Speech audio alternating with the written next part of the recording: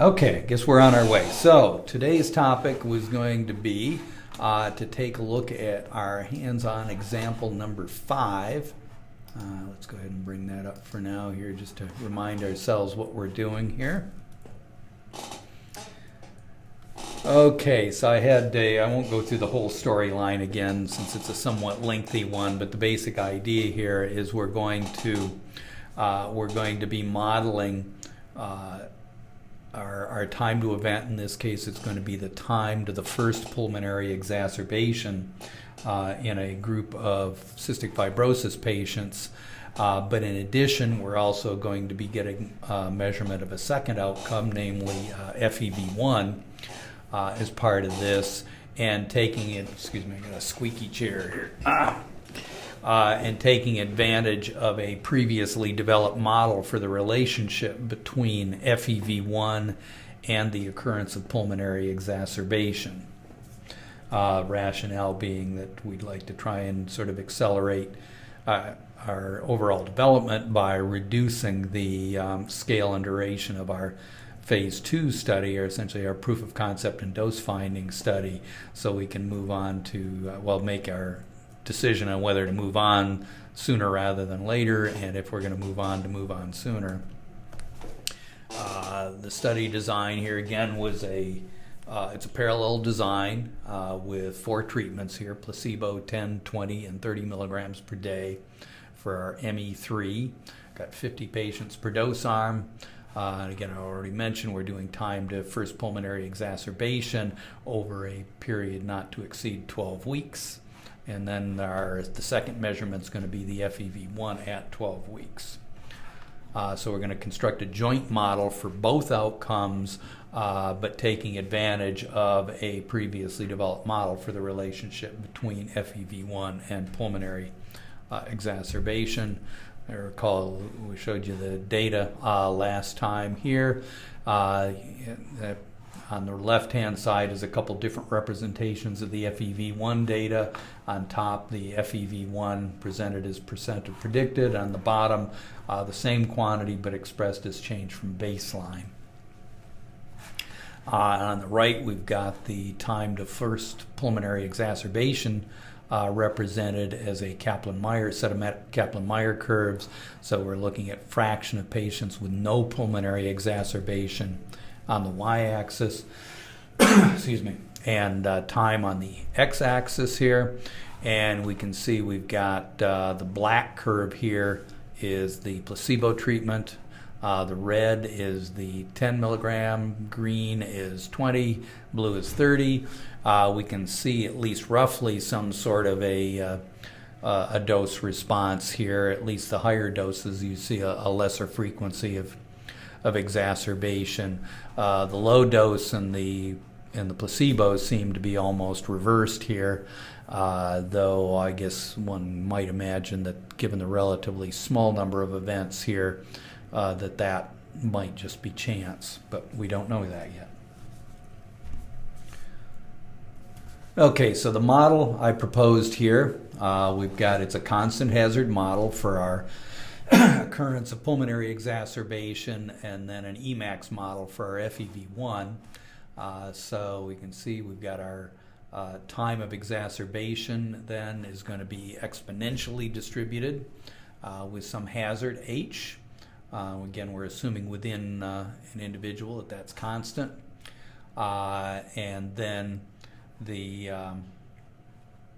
also got our model for FEV1, which in this case has a log normally distributed residual variation in here. Our hazard, you see written here as the baseline hazard, our H0, then e to the minus beta times FEV1 minus 70. And that was, again, based upon the previously published, in our fictional scenario anyway, model for that relationship. And the FEV1 itself is modeled as an Emax model of dose. The FEV1 0 here is actually not a modeled quantity, but is the observed baseline FEV1. Then I've got informative priors based upon that previous model for our H0 and beta, and just weakly informative priors for everything else. So that's our scenario. And mainly we're just going to focus today then on sort of the mechanics of how do we construct that model. I think that's, yeah. Okay, so let's go ahead and do that. Let's go ahead and let's see, do I have my, oops, that's not what I want.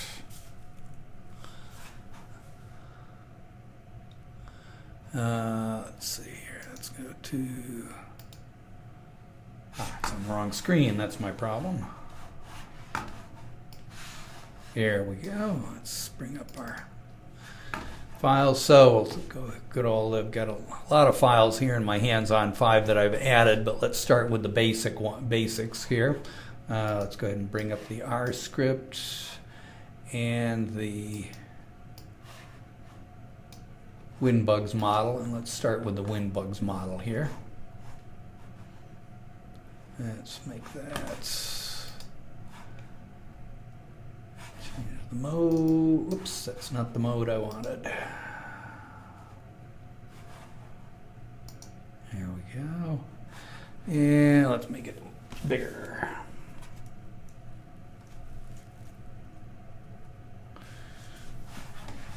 Okay, so we've got, this is going to be our model for our time to event. Now we only have single observations for each individual, so there's no individual level random effects in this particular model. Let's start out with our different components. Actually, let me see if I can make them sort of side by side so we can sort of see the two representations of the model. So the representation is going to look very similar to what we see in here. So you can see I'm going to loop over all of our patients. So for each patient, there's going to be a time reported. Something is saying I've got no audio. Let's see if that's moved down. Let's see. Yaming, are you getting any audio now?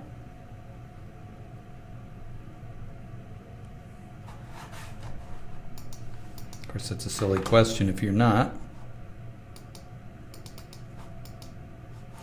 Okay, why is that thing not letting me do that? I have a back now. Okay, interesting. Could somebody give me an idea how long you did not have audio?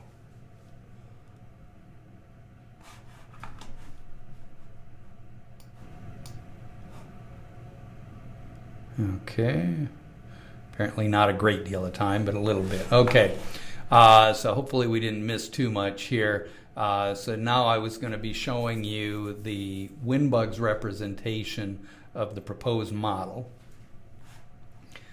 So we can see, well, first of all, I was about to say that now for every individual there will be a time reported and an FEV1 reported. Now in the case of the time, for some patients that time will be the actual time of an event. In other cases, it will be a censoring time. In other words, they will have either gone to the end of the study without an exacerbation event, excuse me, or they may have dropped out at some point because of having an event. Okay, so and that's going to be described here. You can see I've got this t-exact for the ith individual is going to be exponentially distributed. That's the DEXP with some hazard h, also indexed by I. But it's modified here, as we talked about, by this I modifier to deal with the censoring. So you can see you've got I, and on the the lower bound in here, I've got this T sensor value, and on the and then on the right, and for the rightmost, for the second argument here is just blank. So that's going to be dealing with right censoring. Now for those patients who have an exacerbation event, the way the data is going to be set up is t-exact will actually have a value equal to the time at which the exacerbation occurs. In those patients for whom no exacerbation occurred within the observation period, the t-exact is going to be a missing value, and the t-sensor value will equal the last time at which they were observed. So that's how that's going to get handled in here for our WinBUGS model. So that's our basic likelihood then for our time to event. For the FEV1, you can see here I've got log of FEV1 is normally distributed with some mean, the log of FEV1 hat, and some precision that I call tau FEV1. So that's our two likelihoods for our two different dependent variables in our model. Then we've got our hazard, and this again in bugs it just reflects what we see over here in our mathematical representation for it. So our hazard is just going to be our H0 times e to the minus beta times the difference between this FEV1 hat and 70. So the FEV1 hat is going to be our model predicted FEV1. 70 is just an attempt to center it, since 70 would be a fairly typical value for FEV1 in this patient population. And then the log of FEV1 hat here is just calculated by taking the log of FEV1 hat, and then FEV1 hat itself is our Emax model, just as you see it over here in the mathematical representation. In here, reminder here that FEV10 is going to be the observed baseline, so that piece of information has to be provided in the data set.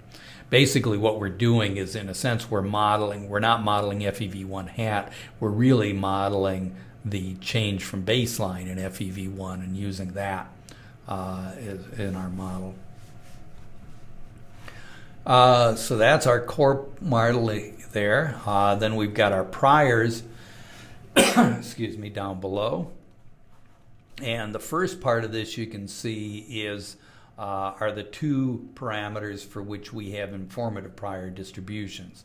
And I've got it written as log of H0 and beta, so that's just again mirroring our mathematical format.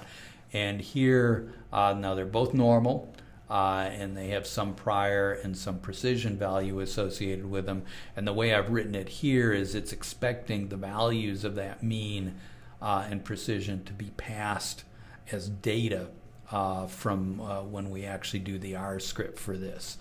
So right now I've just put them in as names. Alternatively, I could have hard-coded the values that you see on the in the slide set over here. And then finally at the bottom here you can see we've got our weekly informative priors for everything else. And that's really our core model here. You can see that in this at least relatively simple case where we've just got one observation of each type for our exacerbation and for our FEV1 at 12 weeks, that's, you know, we can put everything in one simple loop like this, and it's fairly straight ahead to incorporate two different kinds of dependent variables here. Similarly, dealing with what is, in a sense, a potentially fairly complicated likelihood for a time to event is simplified by use of this I modifier here to account for censoring. So we don't have to explicitly type out the different, okay, that's interesting, I didn't want that. You don't need to explicitly type out the different the different cases there, where it's the density when you observe an event and where it's the survival function when it's right censoring and so on. That's all accounted for in this one line.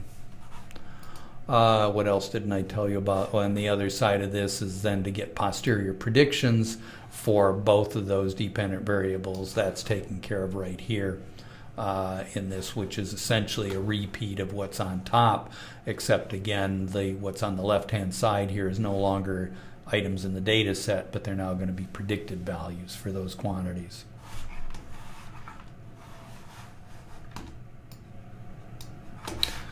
Okay, so that's our basic model. Let's see how we dealt with some of this stuff in the R script.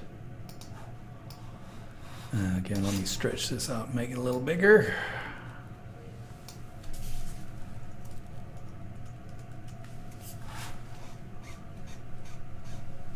Okay, a lot of this will be same old story. We've got our name and we've got all this stuff for dealing with the paths.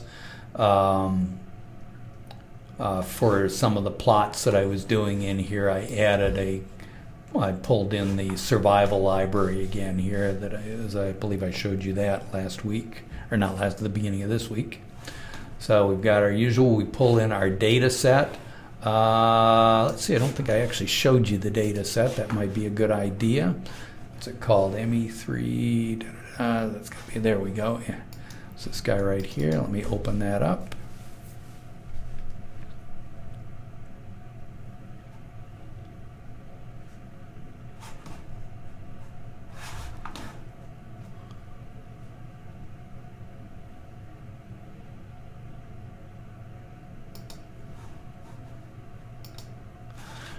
Okay, so here's everything here. We've got a patient identifier in here, which we actually won't be using directly. In this case, every row corresponds to a single patient.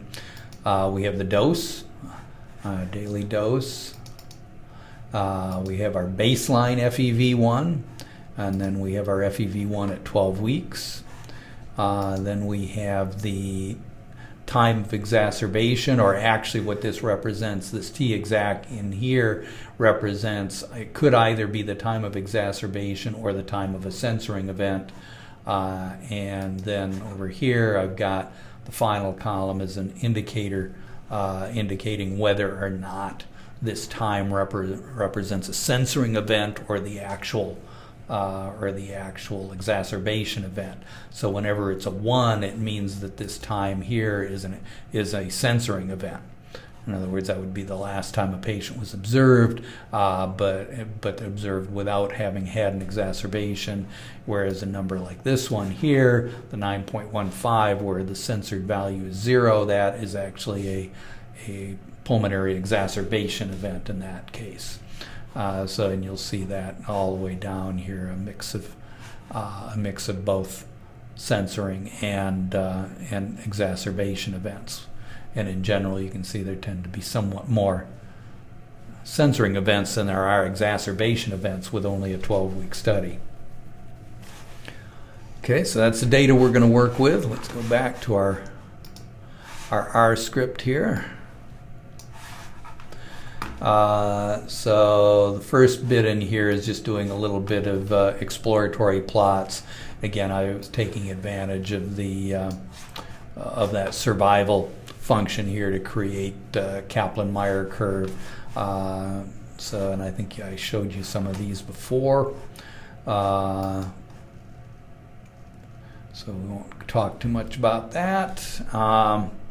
Then down here we're constructing our data set. Most of this can be constructed pretty directly from the data file that we've already pulled in. So we've got our number of patients we get just by counting up the rows. We grab our dose column, our baseline from that FEV1 baseline value. Where we have to do a little bit of work here is with our T-exact and our T-sensor values here. The one that's most critical is the T-exact value. So if in that case, I'm using this if-else function based upon the censored quantity. So this is the way this is going to treat this is when censored is 0, it treats it as a false, and when it's 1, it treats it as true. So when the censored equals a 1, that would indicate that it's a censored event, and I want that dependent variable to be missing when I pass it to bugs. But when it's not missing, I actually want to pass the value through, so that's why it's T-exact on the right. For the T-censoring, I've actually done more work than necessary. I think in the example I showed you before, I had done the same thing. The way I've passed it in here is when the data has not been censored, this passes a 0, and when it is censored, it passes the value that's in the T-exact column in here. In other words, the time at which the censoring occurs. as I say, as I think I've said before, when the dependent variable actually has a non-missing value, the I functionality actually gets ignored. So this is more work than necessary. I could have actually just passed the values in the t-exact column and I would have gotten exactly the same result. So this whole if-then-else construct is really overkill. Then I've got my log FEV1, so I'm just taking the log of the FEV1 value that's there. And then here's where I've passed the parameters for my prior distributions. For those informative priors. So these values, assuming I've coded them right, should be consistent with what I have over here. Let's see if they are. So you can see I've got my log of H0 mean. The prior for that, I've got log of 0.029, and that's exactly what I've got here on the left. And then let's see, and I've got for my precision, well, the standard deviation is 0.25, and I construct a precision from that here, and you can see it's 0.25. Similarly down here for the beta, I've got 0.031, which you see here, and 0.015 for the standard deviation. Again, that's over here. So that's how I can set this up to pass it into bugs, is through the data statement. And in general, you've got a choice when you've got constants inside of a bugs model. You can either choose to hard code them within the bugs model itself, or you can pass them as data. In this case, I chose to pass them as data. The advantage of that is it gives me the flexibility of, instead of recoding the model every time, I can just change my R script, which is often a more convenient place to do it.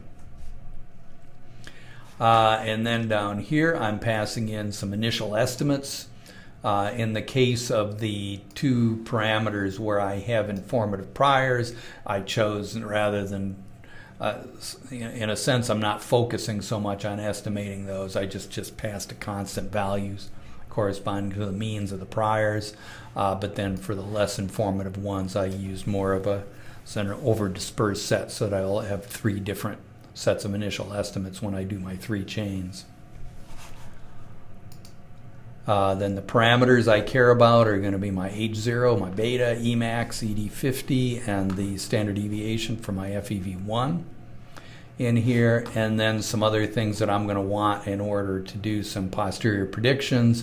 You can see here is my posterior predictions for both the exacerbation time and my FEV1. In addition, I get the model predicted value of the mean FEV1 here too. Let's see, so the rest of that's boilerplate. Here I at least started out doing sort of my typical 3 chains, 10,000 per chain, 4,000 burn-in, and calling bugs here. And let's see, is there much more I want to tell on the stuff down below? Let's see. Most of that's the typical stuff. This is what you see in this part where I'm doing my posterior predictions for the exacerbation time events here. Whoops, sorry about that. There we go. This is this complicated mess here is the same one we went through when I went through that that previous time to event example. Again, I encourage you to sort of wade through that, maybe if you'd like sort of a little advanced bit of R coding there. And then the other part is a more familiar sort of posterior predictions for the case of the FEV1 presented as a function of time, both as, I think I did them as, let's see, did I do them as change from baseline? Yeah, I did them up as change from baseline. You can see that being calculated over here.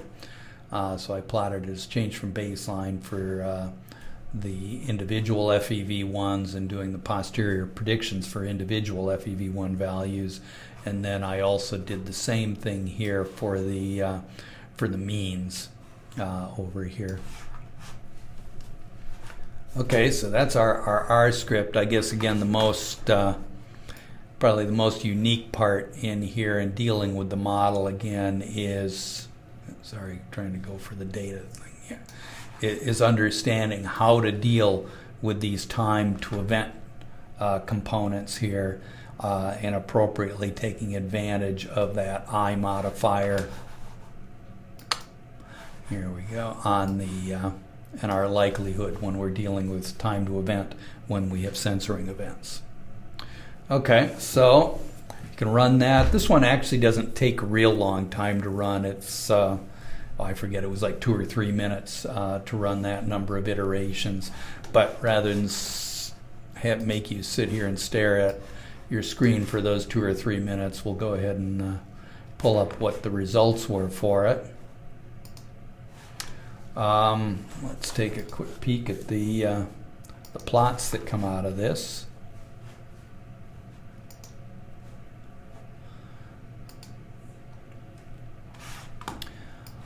And the first thing you'll see is some stuff that isn't too pretty for some of this. So you'll see some of the parameters, like our standard deviation for our fit to the FEV1 data and for our H0 and our beta. Those look pretty clean, but notice what happened to Emax and ED50. Let's see.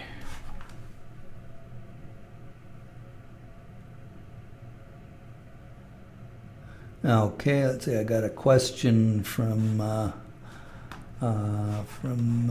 what is that, Yahoo? Let's see. I've got the error message: expected operator C when I tried to run my own code.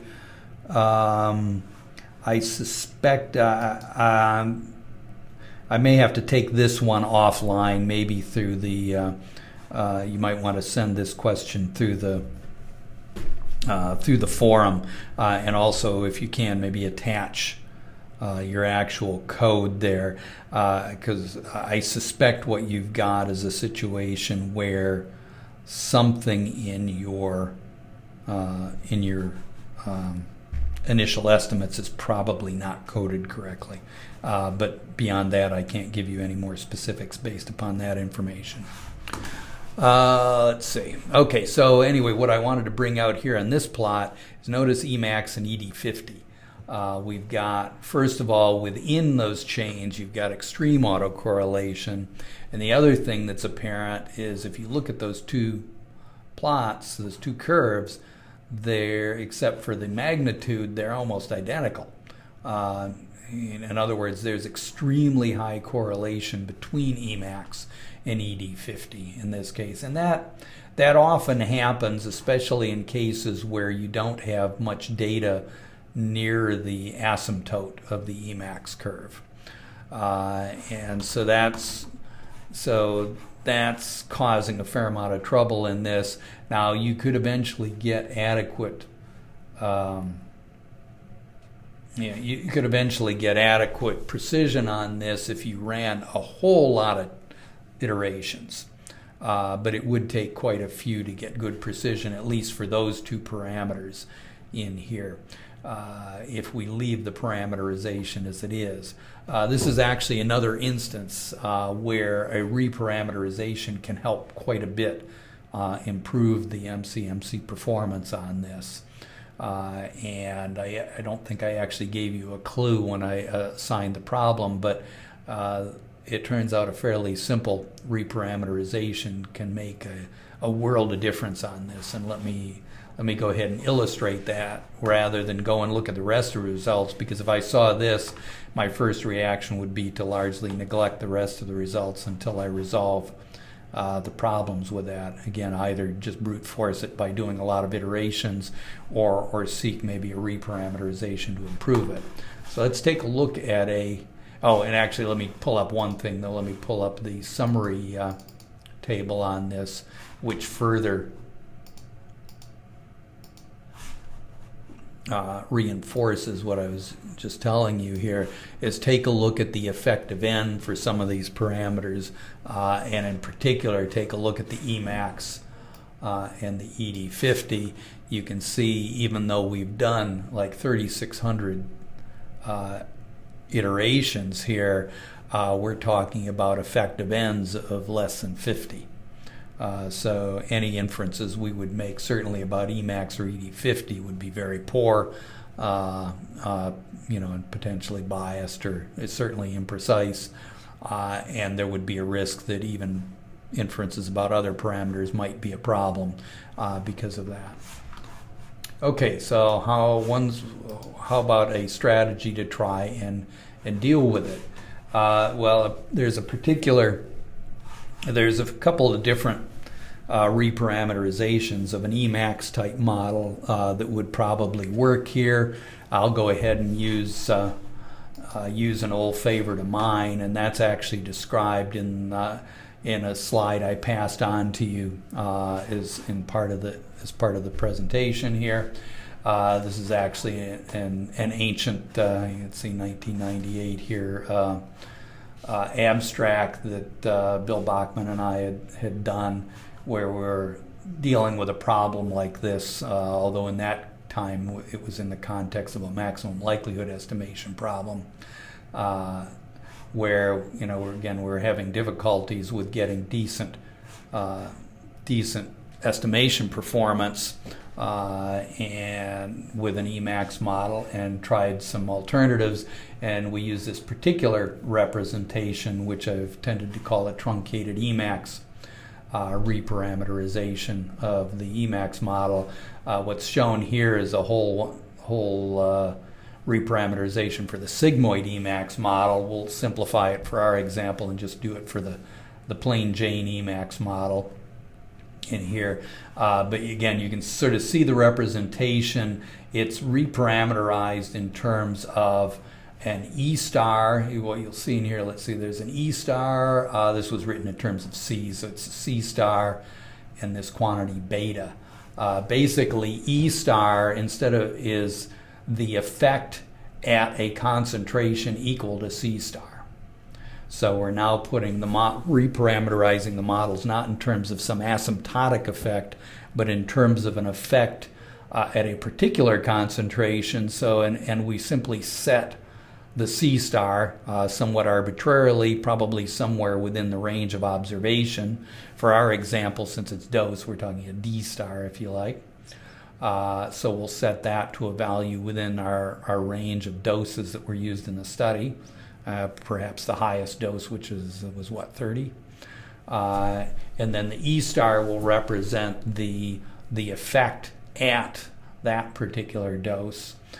So if you start putting a parameter that's to be more related to an observable quantity, then it will tend to be better estimated. So that's sort of the loose heuristic rationale behind that. Beta is, do I actually have it in here somewhere? It'd probably be better to end up looking at the code. Beta is actually it equals in this model here, it would be the C star divided by the EC50. So it's inversely related to EC50. About the only rationale for doing that is it behaves more nicely as EC50 goes to very large values. So instead of letting something run up to infinity, we let something run down to a zero, to a finite value, and depending upon what you're doing, that will sometimes result in better numerical performance. So let's go about using this in the context we're talking about. And I've rewritten the model here. It's and you've got this one you'd have in your own set, I believe, the original set that I had set out. It's called the Hands-on 5 Trunk Emacs for truncated Emacs. Let's go ahead and open that.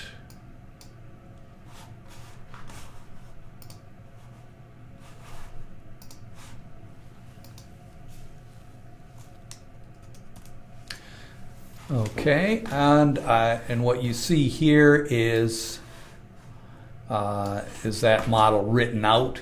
This is equivalent to what we were just looking at, but applied now to just a simple Emacs model. So again, the E star in here, think of that as then being a model-based estimate of the FEV1. Actually, it would be of the FEV1 change from baseline at a dose equal to D star. And we'll have to go take a look at the R script because I passed D star on as data, but I believe I set it to 30. So again, it's within the range of doses that we're studying here. And then you got the B component in here. Actually down here you see explicitly how they're related to the standard Emax and ED50. So you can see this Emax is this 1 plus B times E star over B, and then the ED50 is the D star over B in here.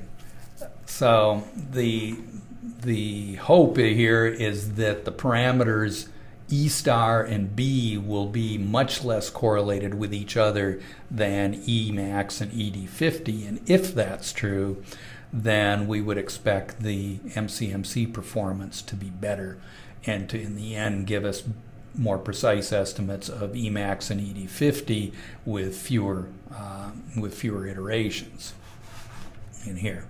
By the way I wrote this code is I actually didn't need to write this out the way I did here. I could have actually just kept the original line, which is right there, and comment that guy out. That'll actually do the same thing because I've gone ahead and calculated the Emax and ED50 here. In fact, that's actually usually the way I do it. I usually don't bother to type out this version of the model as you see it here. So in the end, they do the same thing. But that's it. That's the only change in the model then, is to go to that parameterization. And now the priors are also, I guess the important part here is the priors are now written in terms of E star and B rather than in terms of Emax and ED50. So when the Gibbs sampler is sampling, it's sampling those parameters rather than sampling the E star or the Emax and the ED50 directly. Again, I used pretty weakly informative priors for both of those. If we go take a look at the results of, well, actually I should probably pull up the R script too, I suppose. There's not a lot of difference in that.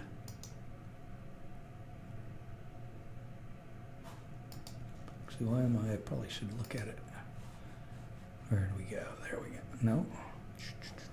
There it is.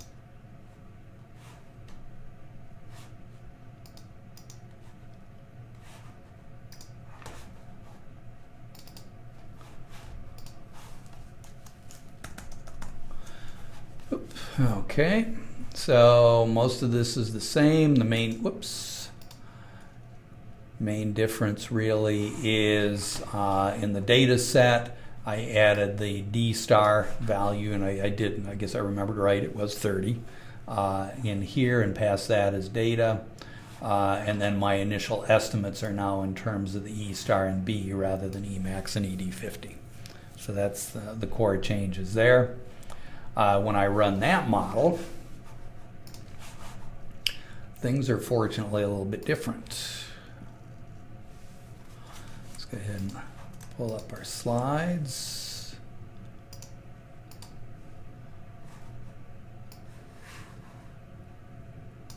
This is the same number of iterations, by the way.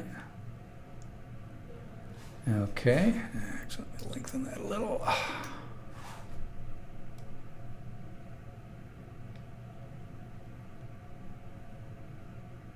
Okay, you can see now the E star, well, let's actually look at the ED50 and the Emax here. Notice those are much cleaner. Those are, plausibly describable as fuzzy caterpillars. If we take a look at the parameter estimates, the summary of those,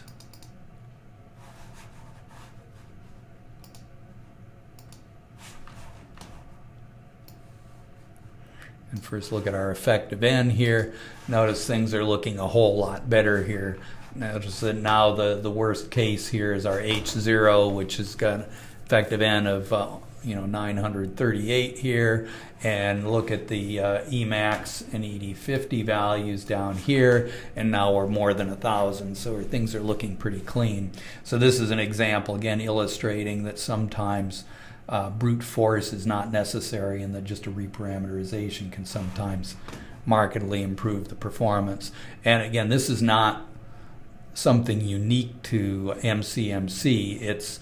We can visualize it very differently with MCMC, but the same thing applies when working in a maximum likelihood setting. The optimization will generally be much more efficient if the parameters are less correlated.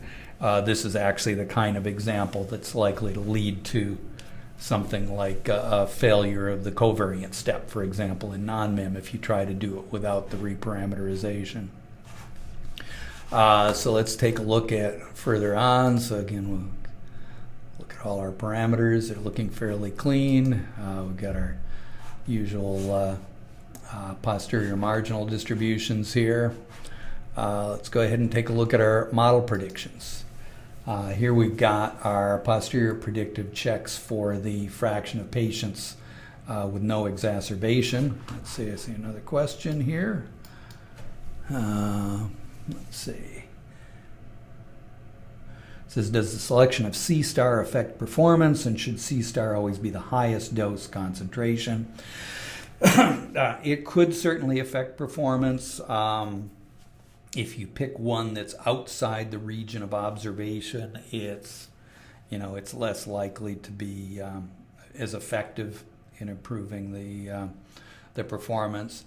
It doesn't necessarily need to be the highest. However, if you pick a value that's, let's say, very low, where maybe the effect size is fairly small, then again it might not perform very well. It may start being correlated with something else besides ED50. So you probably want something, you want to place it somewhere where the effect size is reasonably large. Okay, so anyway, here's our predictions. So I plotted the black curves here are the Kaplan-Meier curves, so the Kaplan-Meier survival curves then for the observed data.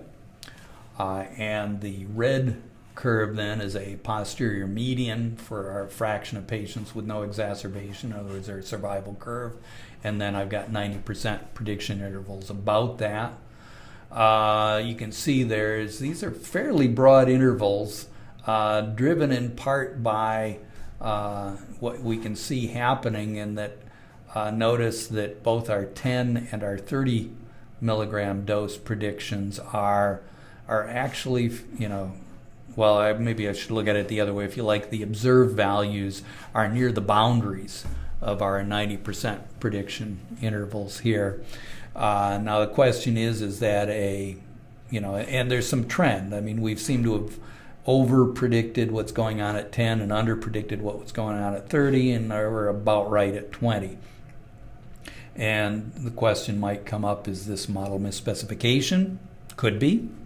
One might explore other alternatives, for example, that might result in maybe a somewhat steeper dose response curve. Maybe the lower end of a sigmoid Emax might do something like that. One of the reasons why the model is having difficulty, if you recall, the curve for the 10 milligram was actually even a little below the placebo case, and certainly this model, as it's currently written, couldn't predict that. So, of course, in a real problem, we wouldn't know whether that's the case or not, and I suspect this would probably tempt us to go after some alternative models to pick this up. It might be of interest to know that in this particular instance, the model used to fit the data is the model that was used to simulate this data. So we're actually, in a sense, using the correct model with this, and these discrepancies actually happen to be just a matter of random chance. But certainly, just looking at the data, we wouldn't have been able to tell that. Let's go another step further here. Here's our FEV1 percent of predicted values here. I actually expressed as change from baseline. And you can see we've got, again, these are posterior predictions for individual values here. So these prediction intervals represent both inter-individual variation as well as model uncertainty. You can see we've pretty well got a fairly good envelope around about the right fraction of those observations here. We can also look at the posterior predictions for the mean change from baseline here at each one of those. And again, we've done a good job of picking this up. So I guess one comment here is, given that, we can't blame our inability to describe the FEV1 data for any apparent discrepancies that we see here. What else do I want to tell you about this here? Well, I guess one thing that might be of interest that I actually haven't really followed through on completely would be, okay, well, we've gone through this trouble of doing this joint model. We've brought in informative priors. What did it buy us? Okay, did we really gain additional precision through the use of that? And I haven't done an extensive exploration of that, but I did actually this morning take a peek at a couple things here because I hadn't looked at that before, so I was curious. And the first thing I did, just out of curiosity, is said, well, what if I had just used weakly informative priors on this whole thing? What would I have gotten out of it? And let's actually go ahead, and what I did is, where'd it go here? Here we go. My one I labeled as hands-on 5 weak trunk Emacs here. The only real change was in the R script.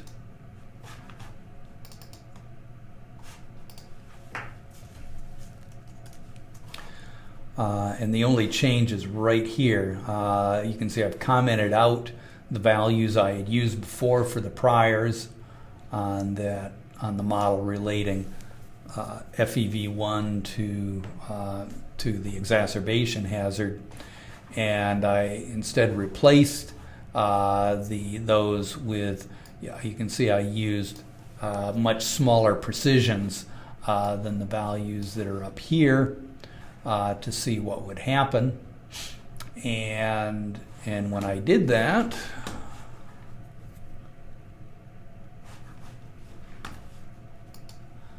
let's go ahead and pull up the results here. Let's pull up the summary parameters. What did I just do? Oh, I clicked on the wrong thing. That's what I just did.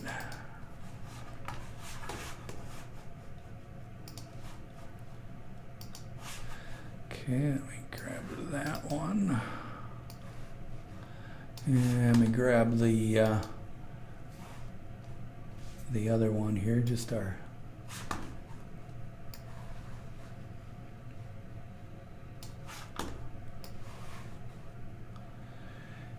okay, so if I look at these, oops.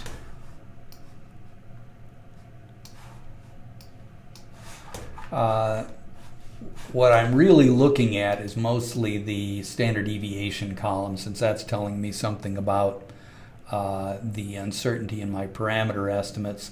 And if I compare what I have up on top, which is using the weakly informative priors, versus on the bottom, which is using the more highly informative priors for my H0 and beta values here, when you look through this, you'll see it didn't make a whole lot of difference.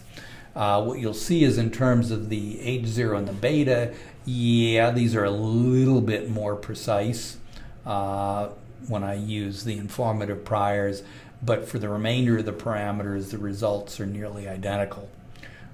So it turns out the data is actually rich enough to offset that, to dominate the posteriors on these things. So the informative priors in this case actually had relatively little impact on the results. And it's only if you use much stronger priors on these two, and I won't go through all of that. I actually did another one where I used much stronger priors to see what would happen. That does strongly influence the posteriors on on H0 and beta, it actually turned out it didn't have that much effect on the remaining parameters, nor on the predicted, on the predicted exacerbation event counts. Those still weren't, the precision of those predictions wasn't substantially different than what we see here. As a result, most of the inferences you derive probably wouldn't make much difference. The one hypothesis I ran out of time to check that I was curious about is what would happen if we removed the FEV1 values from this and only analyzed the exacerbation events. My guess is what it's going to turn out to be the case here is simply using the FEV1 data and the model based on it, even with uninformative priors, is really what makes the difference. And that when we just if we tried to just model the exacerbation events, then the precision would probably go down. But again, I haven't had time to evaluate that hypothesis yet. So this is, I guess, an illustration of where if you were doing this in real life and you wanted to propose a strategy like this, you definitely need to do some homework that might include things like clinical trial simulations to assess whether it would really have a substantial impact. Let's see, I just noticed a couple of questions popped up here. Let's see.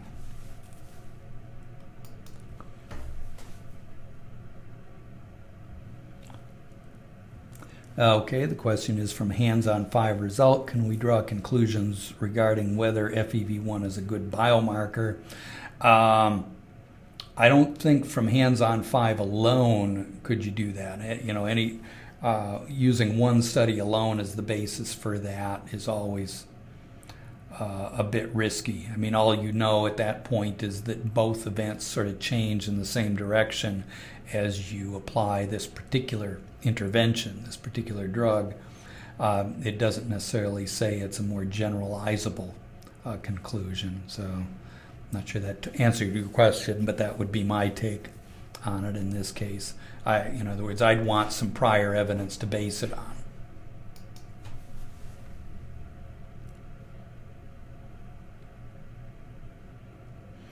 Let's see, I got the question if I'm trying to understand how a joint model can increase the power. Is it because the joint model can bring in an informative prior?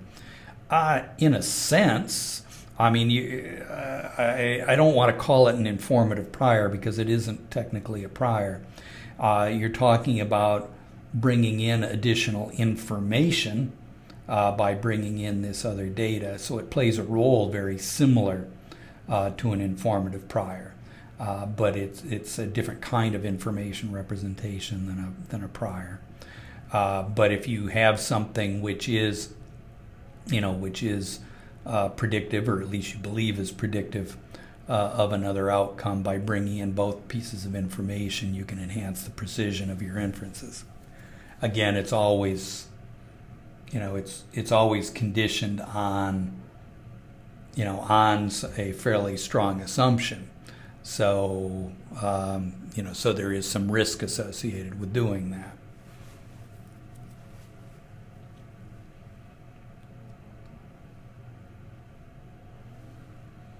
So I think that was actually about all the material I had, so I guess I'll go ahead and see if there are any more questions here about this one. It was a somewhat more complicated example than we've done in the past.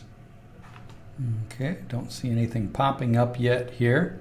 I guess what we'll be talking about, what we'll be moving on to on Monday is we're going to start talking about how do we deal with a couple other cases. I believe the most immediate thing, actually let me double check on the slides here. I think we're going to start talking about time-dependent hazards here first. Okay, what am I looking for? Wrong thing. Yeah, we'll start talking about time-varying hazard. Depending on how fast or slow that goes through, we may then also start talking about dealing with how might you model multiple time to event cases. In other words, where you have multiple events of some kind, and you want to model the times to all of those events. So for example, and I'm talking about right now multiple events of the same kind. So for example, in the past we talked about modeling things like counting up the number of, say, seizures, for example, that occurs within a particular interval, and we modeled that using some variations on a Poisson model. Well, if you actually know not just that how many events occur, if you actually know when they occur in that interval, you can actually model the times to all of those events, and there are strategies for doing that. So that'll be the other part that we may or may not get to during the next session. So I guess if there's not any more questions, I'm going to go ahead and sign out and talk to you again on Monday. Oh, actually, if anyone's still listening, I just remembered one thing I should pass on. Just a bit of business in here. The answer, not the answer key, but the answer sheet here that you can fill out for the midterm exam is now posted. So, and it's possible to take the midterm exam up until, I believe I set it to close out on the 21st. So for those who want to take this for credit, or even if you don't and you just want to play around with the exam, it's all available for you to take now. Anyway, so goodbye till Monday.